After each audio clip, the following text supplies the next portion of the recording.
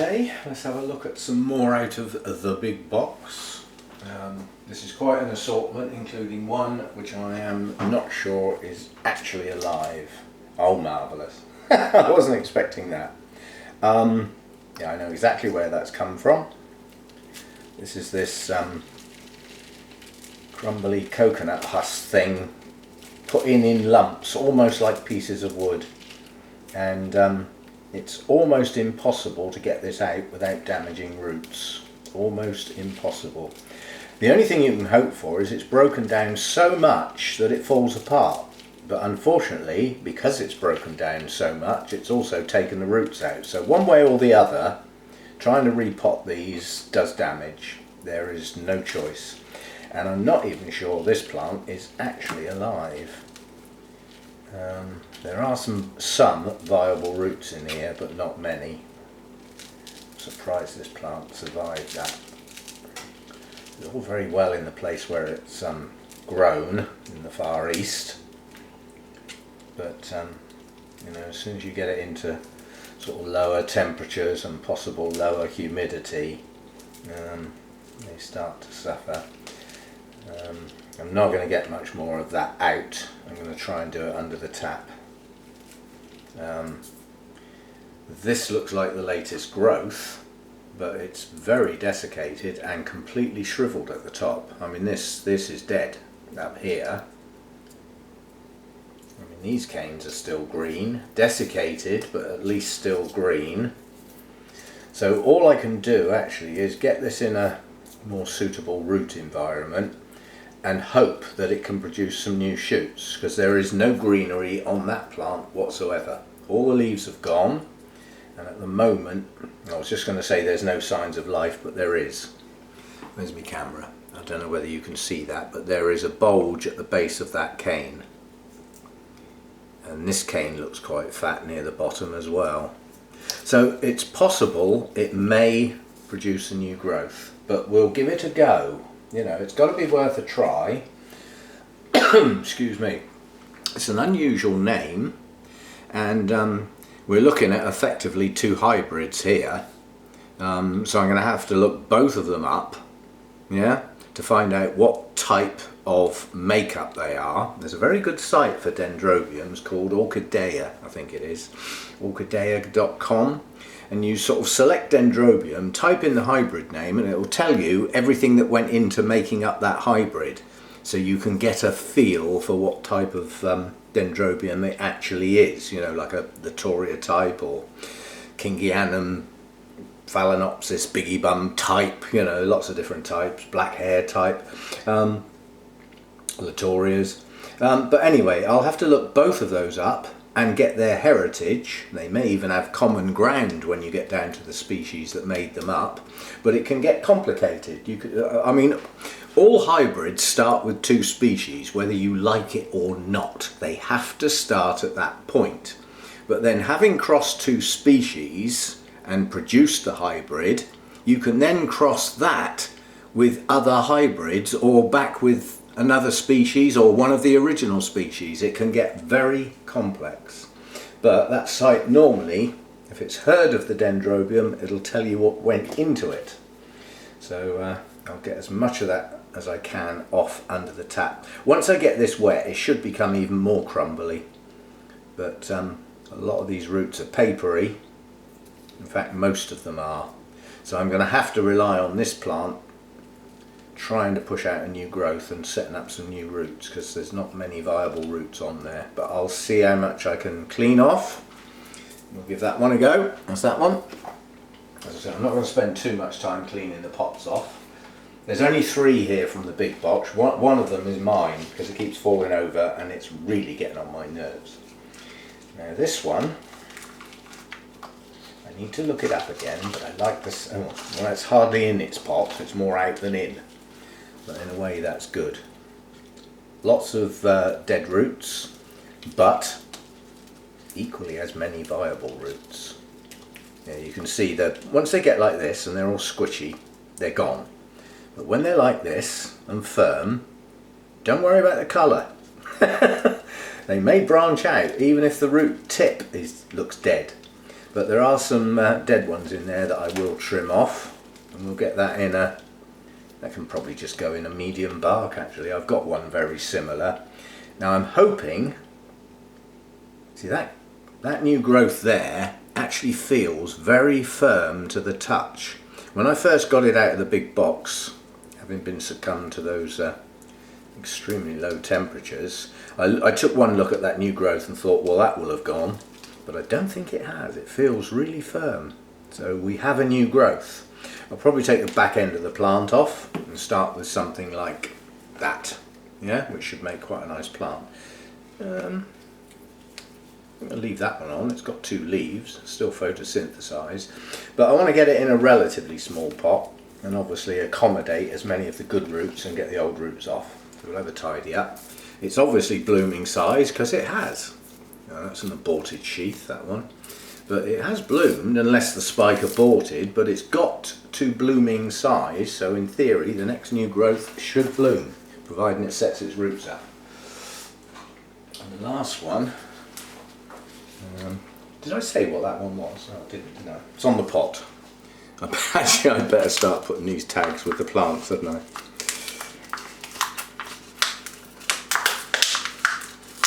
That was a Cattleya. Oh, goodness me. It's a good job I don't actually want these pots, isn't it? Total state of collapse.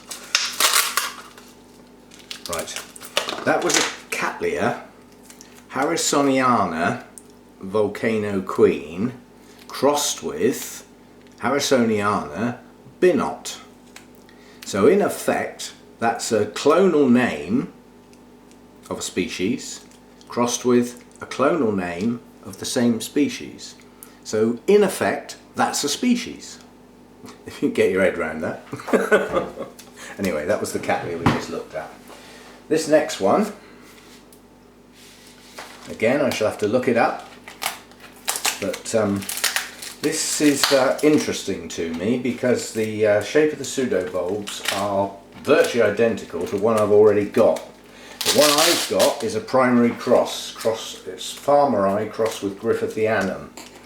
Now this one is Memoria Christa Erdmann, and I suspect when I look that up, it's either going to have Griffithianum or Farmeri in it, or both.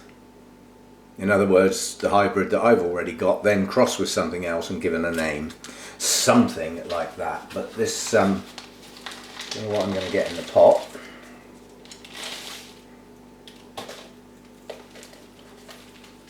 What we're going to get is 2 plants for a start. I had a feeling it was going to do that. Many roots gone, but some roots viable. It's difficult to tell which is the latest growth on this. I would say this growth is gone. So either that had cold damage or a problem, but that growth's gone, so that can come off. There's no point in leaving that, which I would say that's the latest growth then.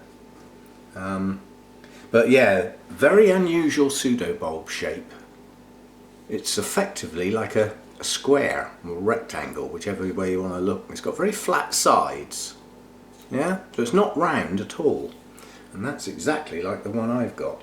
Anyway, we get that bit cleaned up. There's some viable roots on there. I will probably take these little pseudobulbs off. Certainly that one and that one, they serve no purpose, and yeah, some viable roots and an aborted new growth for whatever reason. And the other bit, let's have a look at the other bit. Again, there's a back end of a plant that can just come off, but these are viable roots up the front end of the plant, so I see no reason to put that in 2 separate pots. It just as well go in one pot. Tidy up the roots. Bit of moss. Anyway, that'll all come off under the tap. So those are the ones out of the big box, and now we have, while I've got the mess here, I don't want to make 2 lots of mess, we have Mr. Annoying. Boy, is this plant annoying. Now, why on earth would you say such a plant with such lovely blooms is annoying? That's why it will not stand up. Now if I had a large clay pot about the right size, I could accommodate it, but this is not only full of algae, some of that algae's dying. Well, the live algae's not that bad, it doesn't do a lot of harm. Some of it's even moss, I think, I'm not sure, but once it starts to die, there's all sorts of toxins and things in there that you really don't want in your root system. So for 2 reasons, it's coming out of the pot. I have sworn at this plant so many times. It's not only fallen over and over again, but it's knocked other plants over on the way down. So this is not Mr. Popular at the moment. And all I want to do is set this up so that its weight is vertical. That's all I want to do. And I might sacrifice these 2 canes, these 2 older ones, because they'll make it lopsided again. But anyway, that's a named Dendrobium phalaenopsis. That's actually Thai angel. The root was attached to the tag. And this, not only has this got algae in it, it's got mould in it now I look. So this is desperate for a repot. See the mould spots? Where's my camera? Little white dots, little bits of mould. I don't know whether that's moss or algae, a bit of both I think. But we got some viable roots in there. I mean, it won't totally object to being repotted, but it's going to get it whether it likes it or not, and it'll go in a bigger pot, and the whole base of that plant will get a spray with hydrogen peroxide once I've washed the bark and everything out, and clean that moss and algae off, and sort that mould out once and for all, and start it again. Probably in a larger pot. It depends what's left after I've had a clean up. But looking at my notes before I started this was coming round to be due for a repot anyway. Anyway, I'll give that one a clean up. A lot of people will think, why on earth are you treating a plant like that that's actually in bloom? They'll come again. That won't. Simple as that. You lose your root system, you lose your plant. Lose your blooms, they'll come again. Yeah, and as that's a named variety and is quite attractive, I'd like to keep it and see these again next time round. And just because I've repotted it doesn't mean to say those blooms will fail. I do it all the time. The only time I won't repot is when a spike has its buds part way through development, as they will often blast. But I've never had blooms that have opened drop as a consequence of a repot. In all my years, not once. I have had some buds blast though on Phalaenopsis. When the spike was developed, the buds were starting to form, but they hadn't reached their full size and they still had the little tiny ones at the end. I've had those blast before, so I don't do that anymore. Anyway, tidy up time, and then we'll have a look and see. I haven't even decided what pots they're going to go in, what media they're going to have. I just wanted to get them out and see what I was dealing with. We'll be back in a bit when I've had a clear up and a think. Okay, we have had a disaster. I'll get to that in a minute. But this weird shaped pseudo-bulbed dendrobium, which is endearingly called Memoria Christa Erdmann, is the one I've got. I just looked that up on Orchideya, and it is basically Griffithianum crossed with whatever the other one is, Farmeri. But it could be the cross is the other way round. You know, one has to be the seed parent, one has to be the pollen parent, and if you do them the other way round, you do not get the same cross. But this one has obviously been registered, and it's Griffithianum crossed with Farmeri.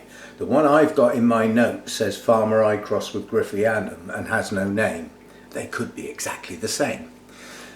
The way we'll find out is when they bloom, because mine's about to bloom. It's got a it's got a nickname, and it's also got a spike pushing on its rate of knots, which is where it's got its nickname from. Now, you probably won't have seen anybody do this before. I have my reasons, which I'll explain. Okay, this is a very shallow root system.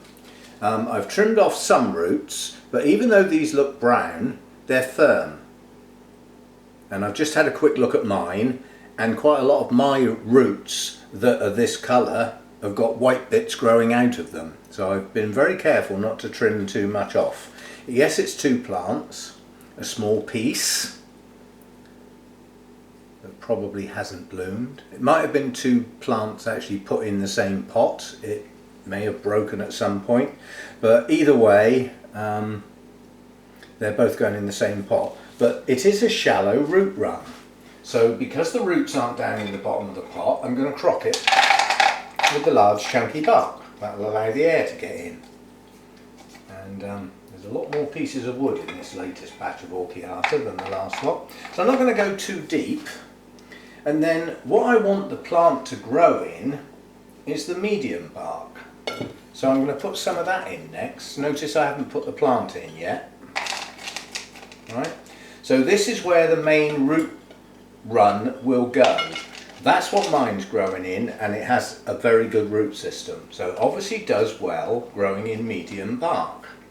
But then what I want to do is encourage the roots to grow. So what I'm going to do now is get myself some moss and some small bark and mix up a layer for the top of the pot. And that's what the roots will be in for now. And then as soon as they start to grow down in the pot, they'll grow through that layer into the medium bark, which hasn't got any moss in. And I've managed to find one of those opaque pots as well, because I'm getting fed up with the old algae in those. There's degrees of clearness with the clear pots. I have got some that are just like glass. They are crystal clear. They are very prone to the algae. You know, it's bright light in the pot all the time, and with that moisture, you know, it can get going and look unsightly is the polite version. You missed some very colourful language when I had my accident just now. Very colourful. It's a good job the camera wasn't on, or I'd have had to get the bleeper out. It was bad. There was a good reason. So say we'll get to it in a minute. Right. Progression on this one. Even though this bulb is pointing to the back of the plant, it's actually the latest growth. So the next growth is highly likely to come out here. Yeah, so I need to get that near the middle of the pot. So that's that piece. This one, quite honestly, has all the hallmarks of taken off in 2 directions. Again, you've got these browny coloured roots, but they're not soft and papery. And some are relatively recent. There was a growth that looked like it had gone down in the pot and come back up again that was so weak I decided to take it off, basically. So this one looks like it's going to grow in both directions, so we'll stick that very near the middle of the pot. And then we'll put this other one where the new growth is most likely to come out, pointing at the middle of the pot. So it's making like a bunch. And then I'm going to top that pot off with this very fine mix with quite a bit of moss in it. And that's what the roots are going to be in. And then as soon as they start to grow, they'll head straight down into the next layer in the pot. As I say, I doubt if you've ever seen anybody do it before. I don't need to do it often, but I'd like to get these roots going. And they need to stay hydrated. Highly unlikely you get rotten roots in fresh media. You're more likely to get rotten roots in breaking down media. Yeah? So the roots are now in a layer. But that's a wishy-washy layer of very small bark and moss. Do you think that's going to hold the plant up? Is it hell? So I'm now going to go back to some medium bark and top the pot up. And the reason for putting the medium bark on the top is the base of the plant needs some support, but I still want the air around it. If I use that very fine mix with the moss near the base of the plant, it would shut out a lot of the air. I'm having to keep this plant as still as possible, because as soon as I let go it's going to flop, and by then I want the roots tight. So I'm just holding the plant. I'm not letting it turn, I'm not letting it lean, I'm just holding it with my hand on the edge of the pot to make sure my hand doesn't move. and unsteady the pot. It's still going to flop when I let go, but by then, as I said, the roots should be quite tight, and hopefully this medium bark pressed quite firmly around the base should hold the flipping thing upright, because it is quite a floppy plant. It's how it grows. I mean, my version of this has done exactly that, but all the latest growths on mine happened after it was potted. So obviously the roots had got going by then and was holding the plant steady. So even though the new growth stuck out the side quite a bit, the plant still stays firm.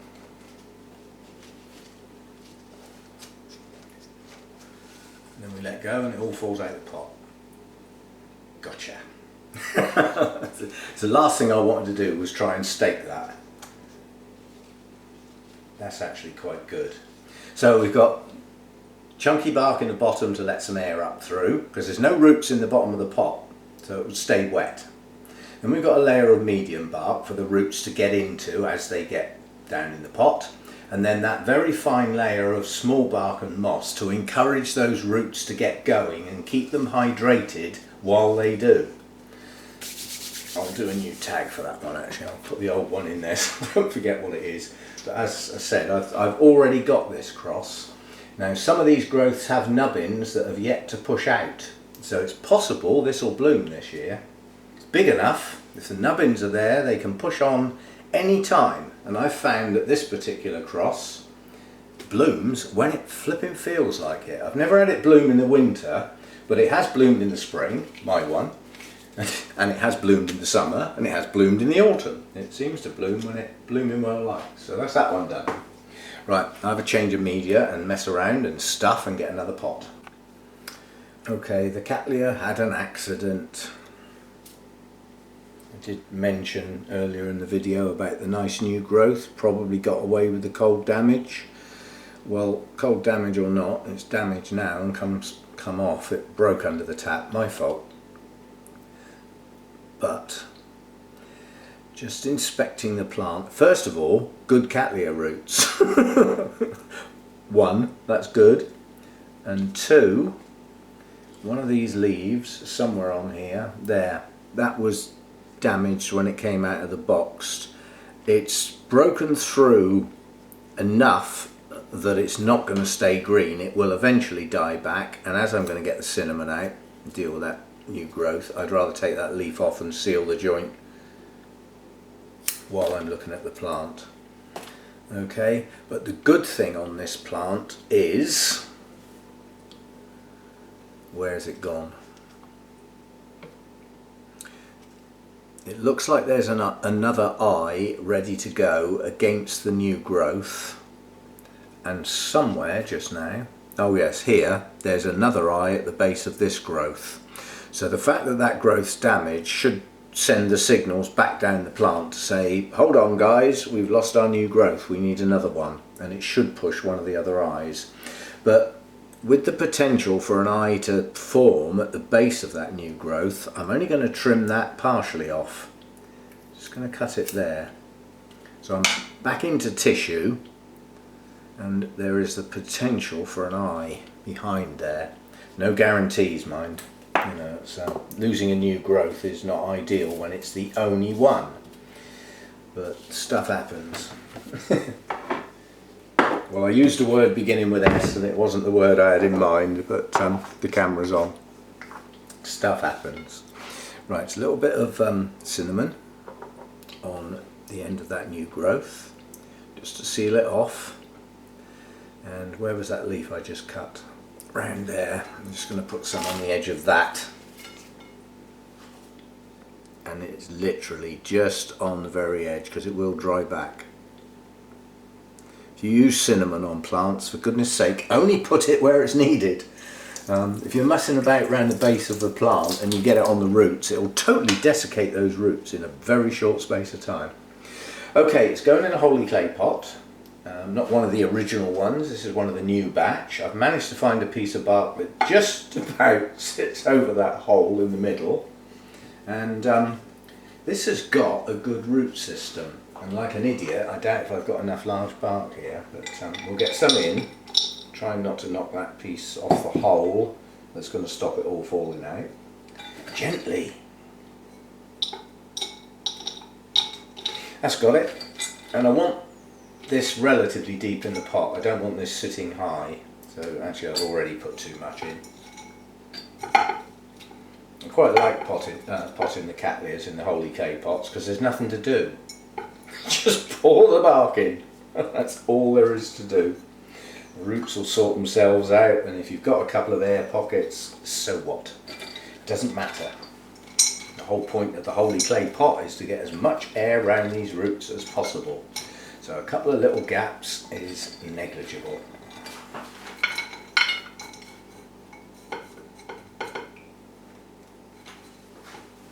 We're not having a very good planning day today. The reason is the day's been long. I've already done a hell of a lot. So I've got halfway through potting a Cattleya, knowing when I started I had nowhere near enough bark. I'll just break the camera off while I get some more. Right, concentrate. Should have seen that coming. I mean, it was obvious there wasn't enough in that jug. Not even anywhere near enough. This might not be very stable. I don't know. But wait until all the bark's in there and see what see how it hangs. Just trying to get in under the base because if and when it does produce some more roots, even though it's got good ones, they're going to come out from the rhizome somewhere, and it would be nice if they got straight into something.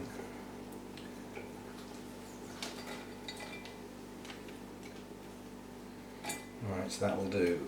Now I'm just going to push down the very edge of the pot and see if I can tighten the bark and see if the plant will stand up on its own. It's impossible to stake in these pots. There just isn't enough grip with the large bark and the fact that it's a clay pot. It just won't grip. So you can put a stake in there, and as soon as you touch it, it'll wiggle around and become a waste of time, basically. So it's just a matter of trying to get the bark tight enough that it holds the plant good enough to get the roots. Like that. Jolly good. Right. Now the fact that the plant's well hydrated, it's been run under the tap, had some hydrogen peroxide around the base, run under the tap again. I don't know why I do that. I've just got this obsession. When I've used hydrogen peroxide, in my mind I must rinse the plant, even though it deactivates. You know, H2O, once it deactivates, sorry, H2O2, once it deactivates is H2O. It's just water, and yet I still rinse it off with water. Duh. So it's just a habit. Some habits are difficult to break. Okay, it's a bit tatty looking. This leaf's been cracked as well, but I don't know whether that one will actually manage to recover the cells there, or whether it's going to die back, but I'm going to leave it for now. This leaf's good, that's not damaged. It's got a pair of leaves here, single leaf back here, and a pair of leaves that came out in a funny direction there. So it's got some leaves to photosynthesize. It's got a pretty good root system in under there, and it's capable of branching. I've already seen that. We lost the new growth, and hopefully the eye at the base of that new growth will now push on, along with this little one back here. And that is, I've forgotten, oh, that's the Cattleya harrisoniana. It's effectively two named clonal species crossed with each other. So it's effectively a harrisoniana crossed with a harrisoniana. But they're different clonal names, so they would have different blooms. Might not be very different, but the result of the cross could produce something quite spectacular, or something perfectly mundane. Anyway, that's that one done. There's another one done. Okay, this dendrobium is not as lifeless as it looks. There are nubbins of new roots starting here, and there are viable roots on this cane, despite the cane not being at all happy. There's also an eye here. Yeah? and there's another one at the base of that cane. So it's possible, and that's got signs of root growth. So it's possible this can pick up. I haven't managed to get everything out of the centre of this plant, but I was starting to damage roots, and most of what's left is up against the older part of the plant. New roots will push down through that if they need to and get into decent media. If I'm messing about anymore, I'm going to lose it. Right, now, are you sitting comfortably and concentrating, because there will be a test at the end of this. That's the hybrid. Well, to find out what sort of orchid it is, I need to have a dig. So first of all, Dendrobium Jarac Spin, there's no registered clonal name Blue. That doesn't matter that much.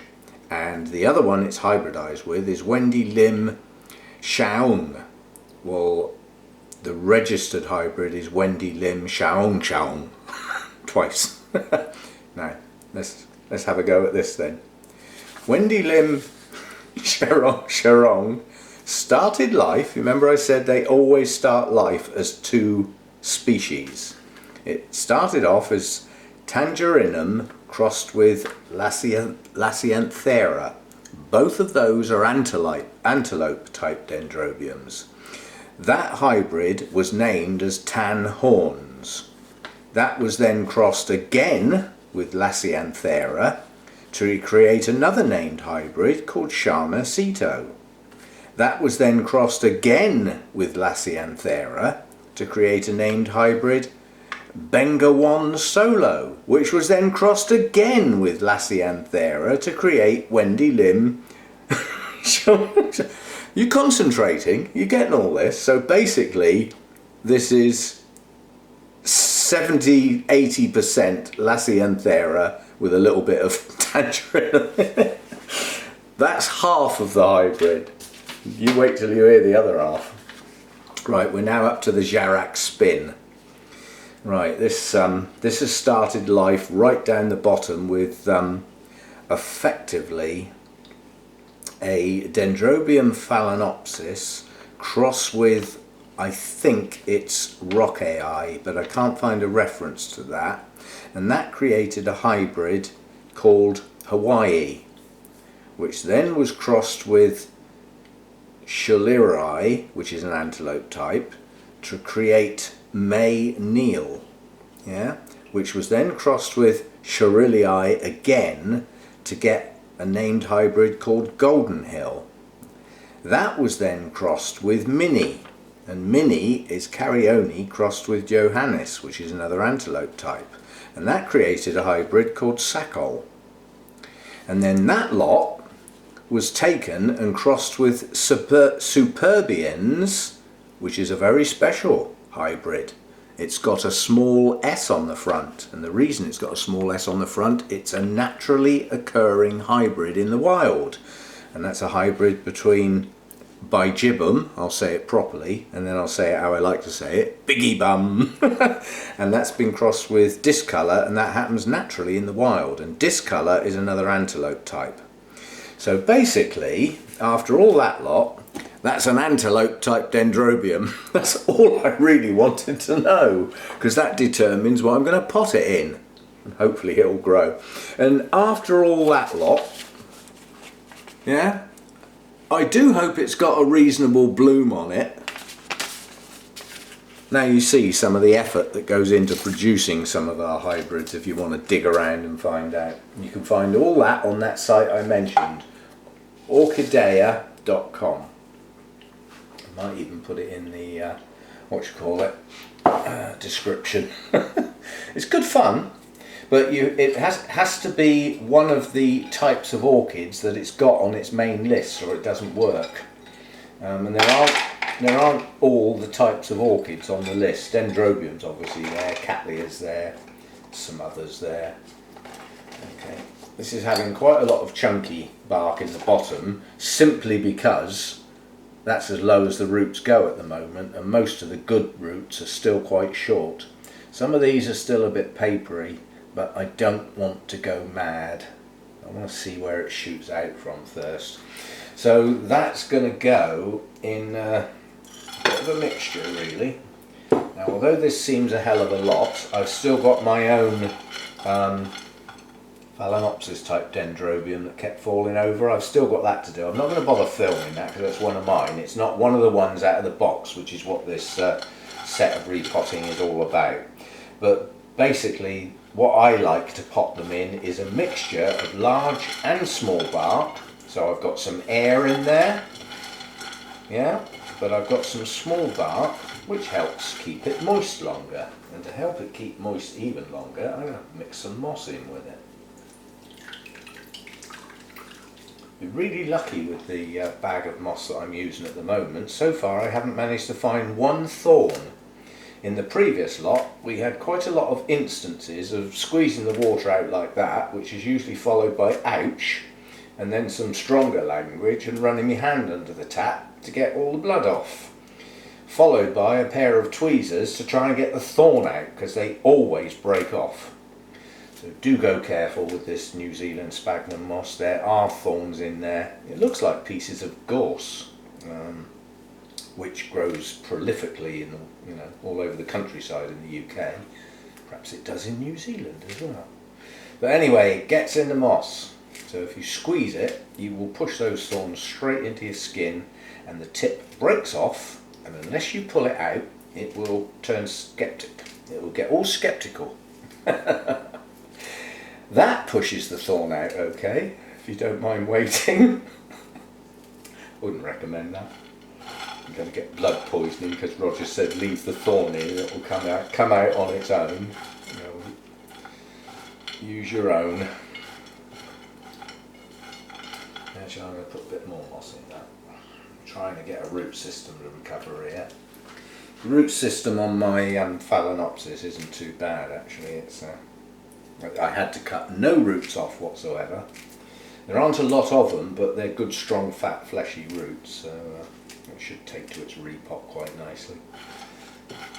That's a bit better. There's no proportions when I do this. It's a look and a feel.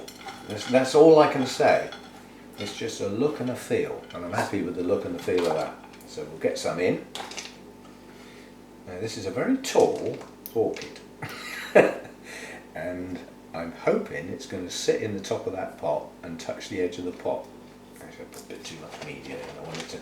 I want this to sit low enough in the pot that it touches both sides. Now I know normally I would pot in a place so that it doesn't touch two sides, but by potting it like that, touching the two sides, it's not going to wobble. And if it takes off like a rocket, it can get repotted again, or potted on as they call it. Just gently lift it out of the pot it's in. Give it a shake to get the worst of the old media off, which probably wouldn't be that old, and then just put it in a bigger pot and tease some new media down the side. There you go. Potting on. Only to be recommended when the media you're potting it on from is still okay. If it's starting to break down, there's no point in leaving it on the roots, unless it just will not come off. Now, around the back of the plant I don't want too much media, and I don't want any moss, because the chances of it shooting out around there are quite slim, so that can just have mossless bark around the back end, just to hold it in place really. You never know, it might shoot out from there, but it's very unlikely. More likely to shoot out in this centre section here. Base of this one, base of that one, or base of that one, which is quite central in the pot. And again, because of the type of plant it is in effect a continuous grower. There's an element, albeit small, of Dendrobium phalaenopsis buried down in that hybrid. There's also bigibbum, complete opposite ends of the scale, because bigibbum lives in an area where it don't half get cold in the winter. You do that to Dendrobium phalaenopsis, you'll kill it. Unless perhaps it was bone dry, I don't know. But then, there's quite a lot of the different types of antelope species mixed in here as well. And they're continuous growers, so yeah. It's lovely and firm. Happy with that. Makes me wonder whether this tag is actually any good. Because you have to bear in mind we've got a hybrid crossed with a hybrid. So you've already got probably an unregistered hybrid. And then if you look at the content of the 2 hybrids that have been used, it's very, very complicated. And don't forget, when you register a hybrid, you've got to prove it. You've got to prove the path you took with all your records of all the elements that went into it. Otherwise you can't register it, and that's why a lot of them don't get registered. Right, I'll leave that down for now.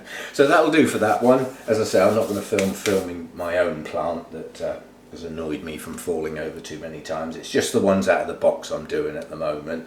And when I've sorted most of those out, I may look at doing some of my own again, but that's that one done. I hope that grows, because that should be an interesting bloom given what the effort that's gone into it.